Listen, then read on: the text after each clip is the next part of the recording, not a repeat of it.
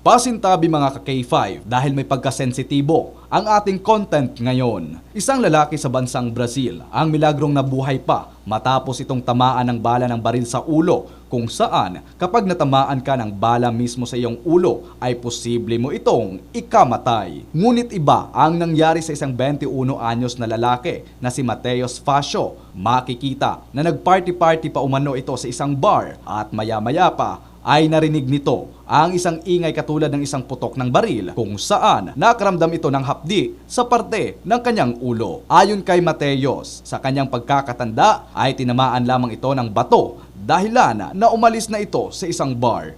Dagdag pa na normal lamang ang kanyang gawi, nakikipagkita pa sa mga kapamilya nito, pumapasok pa sa trabaho at ang masaklap ay nakikipag-party pa ito sa loob ng 4 na araw. Ngunit sa ika-4 na araw ay iba na ang kanyang pakiramdam at nanghihina ito na dinala din naman sa isang ospital, kung saan doon na mismo nalaman na may bala pala ng baril sa loob ng kanyang ulo na agad namang pinailalim sa operasyon. Samantala, hindi naman makapaniwala ang kanyang pamilya at pati na ang doktor na nag-opera sa kanya ukol sa himalang nangyari kay Mateus. Balita magmula dito sa lalawigan ng Aklan, ako si K5 Sandro Salazar para sa Kampiyon na Serbisyo Publiko at Kasiyahan sa buong probinsya ng Aklan, ang Kampiyon na Estasyon, K5 News FM.